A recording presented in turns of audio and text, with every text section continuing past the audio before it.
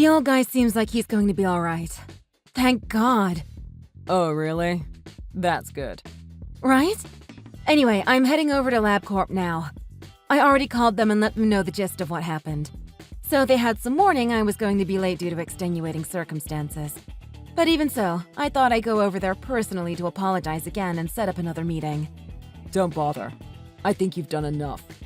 What do you mean? I mean, get back here immediately and pack up all of your stuff. You're not saying... Of course I am. Obviously, you're fired. But why? Because we don't need people here who can't even keep their appointments with clients. You're not fit to call yourself a business person. Hold on a second, Frank. Sure, I missed the meeting, but there were extenuating circumstances beyond my control. And I called them as soon as I could to let them know. I mean, the old guy had a heart attack right in front of their building, for God's sake. What was I going to do? Leave him there? Of course I had to call an ambulance. I was the only one who saw what happened, so I had to answer some questions. There was honestly nothing else to be done. Yeah, I heard all of this already. And do you remember what it was that I told you? Be reasonable. How many times did I tell you, Michelson? Do you remember? Yes. Yes, what? I remember. Well, what did I say?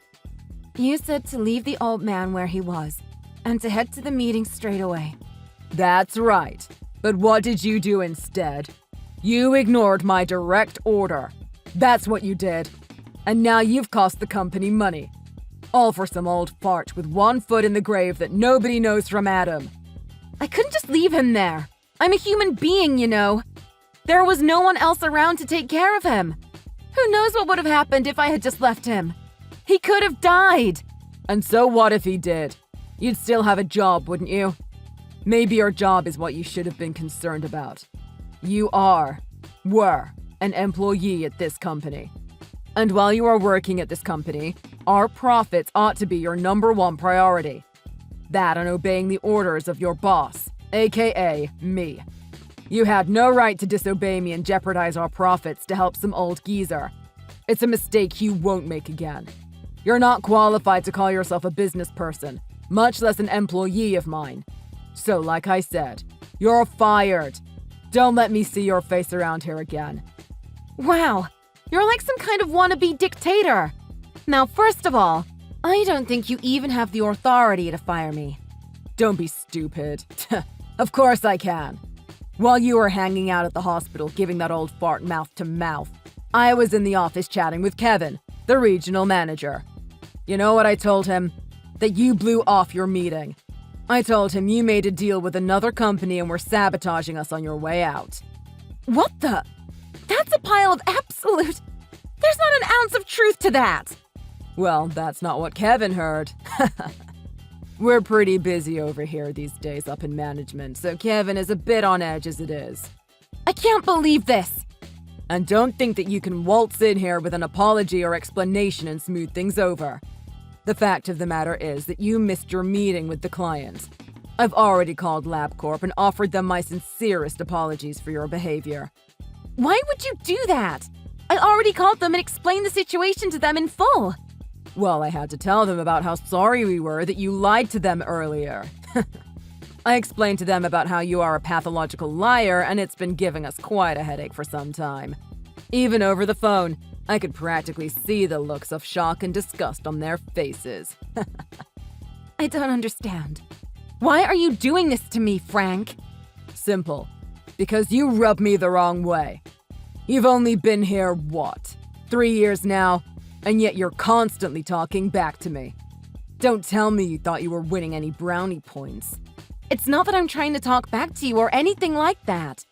I just thought you'd want to know when a contract you're planning to present to a client has some conditions that aren't in their best interest. All I was trying to do was let you know. This is exactly what I'm talking about, Michelson. Good Lord. Who do you think you are, anyway? Some kind of hero? You're a pain in my neck is what you are. There's no money in keeping the contracts 100% pristine. I told you, we're here to make a profit. That's not right. Alan himself told me personally that he appreciated my devotion to the client's interests. That's the whole reason he put me in charge of a client as important as LabCorp in the first place. And that's the worst part about you. How dare you think you can take LabCorp? I'm supposed to be in charge of all the major clients. Now you're stealing money right out of my pocket. Because your plan was too big, Frank. You were going to push them away. They're a huge company with a budget to match. I guarantee you they're not worried about that. We have to take them for all they're worth. That's not how this works. They're our business partners. You shut your mouth. God, even after being fired, you're still yapping away about this stuff. It's got nothing to do with you anymore, Michelson. Get it through your thick skull. Huh. I don't know when, but this is going to catch up with you someday, Frank. Mark my words. Oh, I'm shaking in my boots over here. You're all bark and no bite, Michelson. Now go yap at someone else for a change. I want to thank you again for all of your help earlier, Ms. Michelson. Thank you for giving me your contact information. I really hope you didn't mind my asking. Anyway, I thought you might like to know that my father has woken up. I told you. Please call me Colleen. It was no problem at all. That's great news about your father. I'm so happy to hear it. Is he able to speak? He says that he wants to express his gratitude in person. I don't suppose there's any way I could bother you into coming back to the hospital. It's no problem, but please tell him that there's no thanks necessary. I just did what anyone else would have done in that situation. I understand that you might consider it natural, but I think there are a lot of people in this world who wouldn't actually do what you did when push came to shove. According to Dad, there were other people there who walked right past him before you came, you know. Is that so? At any rate, he's very resolute in wanting to thank you personally. Would you mind coming and visiting him? I'm very sorry to put you through any trouble. If it was possible, we'd like to come to you. But it looks like he'll be in the hospital for a while. But because of that, any time that suits you is fine. I'm sure you're quite busy. Weekend, evening, he's not going anywhere. No, it's no problem. I can come visit any time. Oh, is that right? It seems I found myself with quite a bit of free time on my hands. I see. I hope it isn't because of us. No, it's my own stuff. Anyway, it looks like I'll be a bit busy tomorrow taking care of a few things. How does the day after sound? Friday morning? Thank you, Colleen. I know it will mean the world to my father. And if you didn't come, I would never hear the end of it. Once again, you're a lifesaver. Literally. Well, I'll send you a message when I get to the hospital then. Sorry to bother you, but... Hi, Martin. No bother. How can I help you? Well, I just happened to hear something this morning. Is it true that you were fired yesterday? Oh, wow. You caught me off guard there. Where did you hear that? Sorry, I don't mean to intrude. I just... No, it's fine. If you know, you know. Can't put the genie back in the bottle. To be honest, I did get fired. But it's not you or your father's fault at all, of course. So please don't waste even a second worrying about that. But we heard that you missed an important meeting because you were helping my dad. And you were fired for not making it to the meeting. Isn't that right? Listen, Martin. Even if my manager had been standing there with me and told me directly to walk past your father or else I would be fired, I wouldn't have done a single thing differently. If anyone is at fault here, it's the company that would fire someone for just doing their civic duty and helping a fellow human. I don't have a single shred of regret leaving a company like that. And I'll find another job. Rest assured. You really are something, Colleen. You're going to make me blush. Really? Anyway, we're looking forward to seeing you tomorrow. Me too. Oh, and another thing. I don't suppose you could bring a copy of your resume with you. You want a copy of my resume? Are you hiring or something? If you don't mind, I'd prefer to explain tomorrow. See you then. Hey, if it isn't Mad Dog Michelson. Fired for sticking her nose where it doesn't belong. Anyway, thanks to you getting the axe, it looks like I've finally been put in charge of the LabCorp account. Couldn't have done it without you, Michelson. Ah, well, good for you. Well, I'll be. Look at you, all meek and mild-mannered. Here I was expecting your normal yipping and yapping. I just realized there was no point in saying anything to you. There she is! Ha! Yeah. Woof woof. Having fun, are you? Anyway, what do you want? Don't tell me you're just messaging me to brag about stealing my account. What other reason could I possibly have to talk to you? Certainly not your looks. Well, it seems like the new account's not keeping you too busy. Don't get me wrong, I am plenty busy. Your limp, soggy fart of a plan needs a total overhaul before we're ready to sign. This is a big fish. There's big money involved. And I don't want just a little nibble. I want the whole thing. Well, good luck with that. I don't need your luck, loser. I met the guy in charge on their side a long while back. Just once, but I remember him. Real spacey. No common sense whatsoever. AKA a complete sucker. Is that so? I'm a bit embarrassed to hear that our representative, Mr. Reynolds, gave such a poor impression. Huh? Your company? What are you babbling about? But your previous account manager, Colleen, was so trustworthy. We didn't really have to worry about her trying to take advantage of us or anything like that. So we thought we would be alright having an open and trusting guy like Reynolds on the account. We would have all been happier if things could have remained as they were, to be honest. But now that we'll be dealing with you instead, it seems we'll need to get someone a little more cutthroat to represent us. What the hell is this? Who are you? Good morning. This is Martin Long speaking, Executive Vice President of Label Corporation Limited. Get out of here, Michelson. The VP of LabCorp. I have to say, the way you spoke to Colleen really got under my skin. I couldn't help but take the phone and deal with you directly. Why would Michelson be with the VP of LabCorp? Because I wanted to give her my personal thanks for helping out my father the other day, after he had a heart attack in front of our building. Your father? That's right. The old fart with one foot in the grave, as you so charmingly put it. You mean to tell me that old guy that Michelson helped out the other day? That was the president of LabCorp? That would be correct. Michelson! Why didn't you tell me that from the beginning? What is wrong with you? Because she didn't know. My father has not been very healthy recently. In fact, it's not often that he shows his face around this office anymore. By the way, it was you who ordered Colleen to just leave him on the ground and get to the meeting. Isn't that right? Hold on a second. If I had known that was the president, of course I would have never given any such order. Of course not. I believe you. But, by your own admission then, if the person in need was not the president of the company, then it's fine. That's not what I'm saying. I'm afraid that's what it looks like. I've looked at your previous messages with Colleen, and actually, I've come to the conclusion that we absolutely can't do business with a person who would say things like that. So we've had some discussions about the future of our business with your company on our end.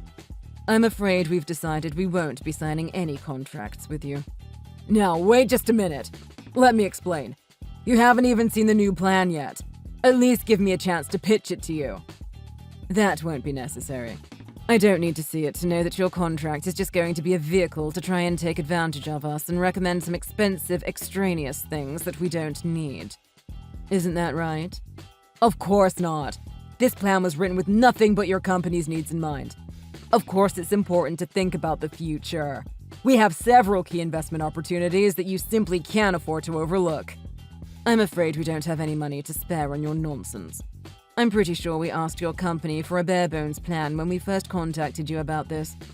That's true, but you've got to hear me out. No, that's enough. And of course, there's also the matter of your conduct toward Colleen. I've already taken the liberty of contacting your president directly. Alan? Surely he set up a meeting with you already. Please just hold on a second here. You're saying that you're angry I fired Ms. Michelson, right? It's fine. It's not too late. She's back on the job. She's back on the account. As if nothing ever happened.